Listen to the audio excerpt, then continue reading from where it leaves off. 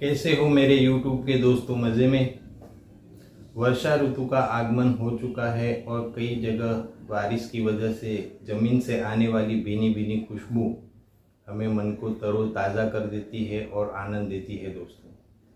वर्षा ऋतु में अगर कहा जाए तो सबसे पहले हमें अदरक वाली चाय और कुछ तला हुआ भजिए वगैरह, समोसे, कचौरी खाने का मन स्वाभाविक ही हो जाता है दोस्तों। लेकिन वर्षा ऋतु को आयुर्वेद में रोगों की रानी भी कहा गया है, तो इसके लिए सावधानी जरूर से बरतनी चाहिए। और हम बात करेंगे आज कि वर्षा ऋतु में अपने शरीर स्वास्थ्य को किस तरह से अच्छा रखा जाए और साथ ही साथ वर्षा ऋतु का आनंद भी लिया जाए। तो सबसे पहले दोस्तों, आप सभी को वर्षा ऋतु की बहुत बहुत ढेरों शुभकामनाएं। तो आइए जानते हैं कि वर्षा ऋतु में किस तरह से हम हमारे शरीर स्वास्थ्य को अच्छा रखें। दोस्तों, सबसे पहले वर्षा ऋतु की जो तकलीफ है शरीर में, वो इनडाइजेशन की होती है। पेट में दर्द होना, भोजन पचना ना, भूख लगने के बावजूद हमें जी मचलता है और कई बार देखते हैं कि हल्का हल्का सा दर्द होने लगता है पेट में। तो सबसे पहले ऋतु के अंदर वो है अदरक। आप नियमित से अगर अदरक का सेवन करते हो तो कई सारी तकलीफ़ें पेट से जुड़ी हो या जोड़ों के दर्द हो, उसमें आप राहत पा सकते। पहले भोजन करने के पहले अगर आप अदरक के कचुम्बर का सेवन करते हो, उसमें नींबू सेंधा नमक मिलाकर, तो आपको भूख भी अच्छी लगेगी और खाया हुआ जरूर से पचेगा दोस्तों।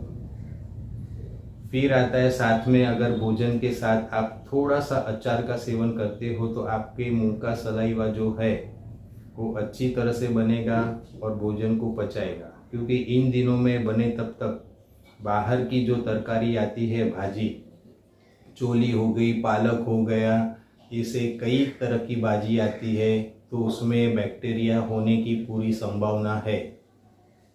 तो आप इन दिनों जो भी पत्ते वाली भाजियाँ आती है उसका सेवन ना करें। बने तब तक जो नट्स होते उसका ही सेवन करें तो ज़्यादा बेहतर है। अगर शाक लाते हो तो थोड़े कड़वे जो शाक होते हैं, पंटोल हो गए, परवल जिसे कहते हैं वो हो गए, करेले हो गए, ऐसे कड़वे जो शाक होते हैं, भाजी होती है, उसका ज़रूर से सेवन करें। लेकिन कड़वे सेवन जो भाजी आती है उसे घी में ही बनाएं तो ही उसका लाभ पूरा मिलता है, और तेल में बनाने से उसका लाभ नहीं मिलता। अगर आप कड़वे साग खाते हो तो उसे ज़रूर से घी में अगर फ्राई करते हो तो आपको कई सारे उसके बेनिफिट्स मिल सकते हैं दोस्तों। इन दिनों पेट की समस्या इतनी भयंकर हो जाती है कि दोस्तों क्या कहे आपको।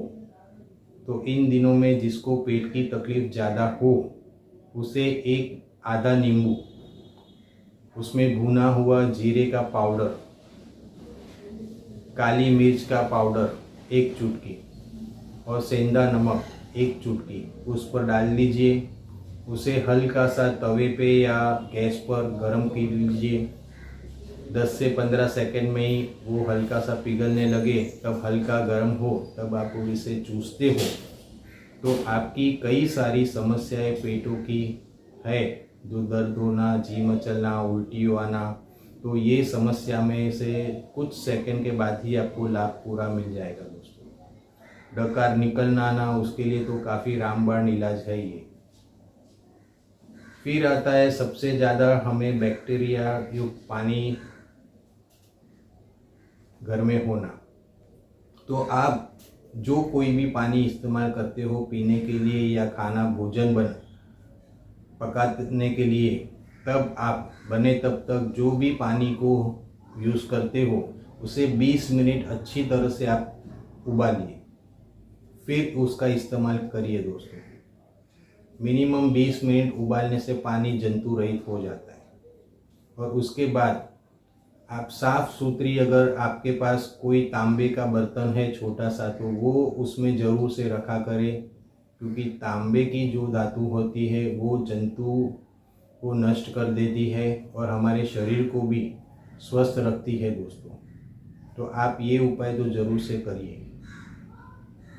फिर आता है, हम आए दिन बाहर जाते हैं तो बहुत लोगों को फंगस होने की पूरी समस्या होती है। इनरवेयर में फंगस हो सकता है, पैरों की जो उंगलियां होती है उसमें फंगस होता है। तो आप जब भी बाहर जाते हो तो अपने पैर को अच्छी तरह से नमक वाले पानी से अगर धोते हो या फिटकारी के पाउडर डालकर आप थोड़ा गर्म पानी से धोते हो और धोने के बाद अच्छी तरह से साफ़ सुथरा करके आप कुछ देर के लिए उसे सॉक्स पहनते हो तो आपके अंदर का जो मॉइस्चर होगा उसे सोख लेता है। और इन दिनों में पाउडर, जो टेल्कम पाउडर हम यूज़ करते हैं, उस पाउडर को आप रखना, क्योंकि ये पाउडर काफ़ी काम आता है कि आपकी जो नमी होती है शरीर की अगल बगल की या इनरवेयर की, पैरों में आप हल्का सा अगर छिड़क देते हो तो उस नमी को वो अच्छी तरह से सोख लेता है और फंगस होने से बच सकते हैं दोस्तों।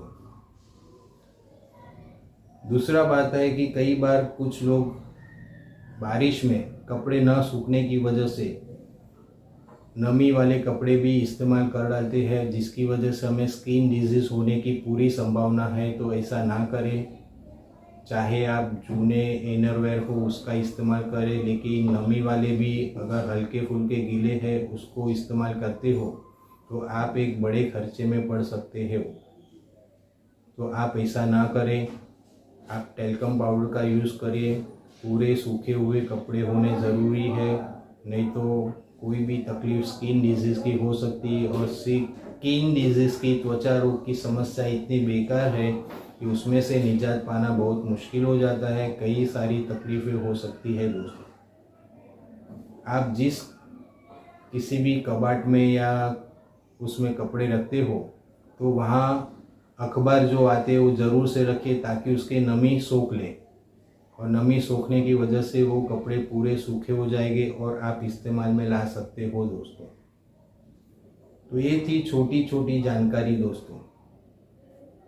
तो बरसात की ऋतु में आपको किस तरह से फ़ायदा हो सकता है और आपका शरीर किस तरह से स्वस्थ रह सकता है उसकी हमने जानकारी ली है दोस्तों। ये एक शुरुआत है, क्योंकि बारिश अभी कल शुरू हो चुकी है और कई लोगों को ये छोटी सी टिप्स है वो ज़रूर से काम आएगी दोस्तों। शुरुआत हमने पेट से की है, लेकिन न जाने बारिश के मौसम में कई प्रकार की तकलीफ़ होती है।